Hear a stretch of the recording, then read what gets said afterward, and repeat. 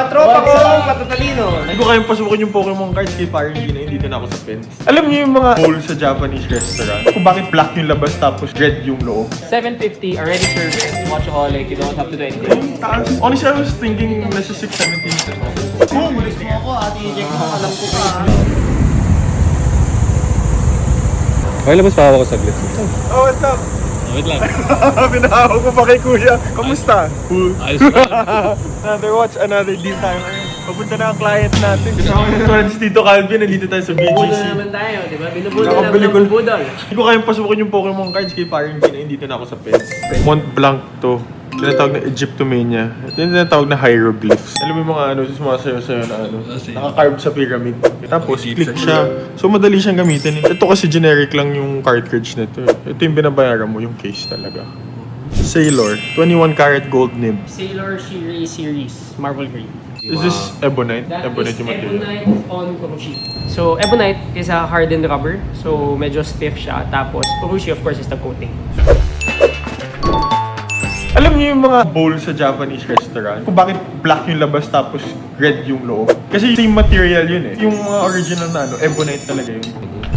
Mr. Biceps nga pala! What's up? Sa wakas na naman ang bumisita sa atin. Ubus na RFID ko eh. Uy! Mga tropa. Mga tropa ko, matatalino. Nagkukunan ng pita! Wow!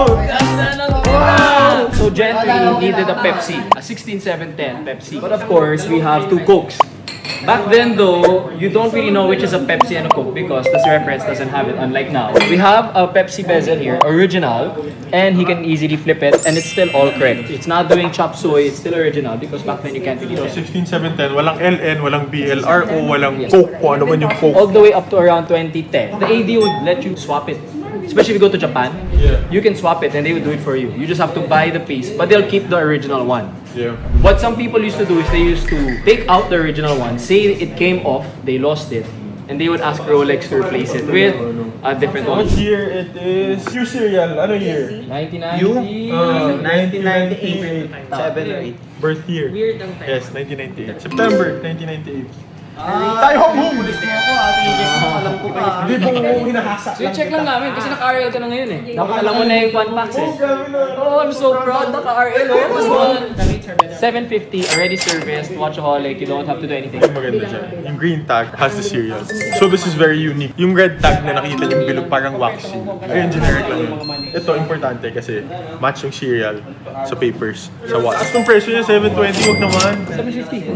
750? 718. Ayun, taas. Honestly, I was thinking nasa 670 yung presyo. Oh, that's a little bit lower pa than supposedly lowest. Little bit na lang. 705. Sagad ko na, yes, yes, no, no na lang. Para mabilis. Sige. Yes, yes, no, no. Sige, sige. 688,000. Para lucky number. It's not lucky. Just give me 2K more. I'm done. 690. It's my lucky number but I need 2K. I need a flat profit lang. 2K lang. 690. You know, boy Nixon. 690. Panalo. So done deal tayo sa 16, 17, na efficient, complete with modern box na siya. Bili na lang tayo period correct na Yes. box. Pero these two kasi hindi natin mabibili. So crucial na nakuha natin to. Tapos yung Coke bezel, papalitan natin with this very super clean na Pepsi bezel. Tapos babalik natin yung Coke bezel sa kanya. Kaya nag-discount pa si Enzo. Bait ni Enzo ngayon eh. At least kumpleto ang stock natin. Oh, ayos ba? Ayos. May Pepsi na ulit tayo. Wow. Hey bro. Good deal.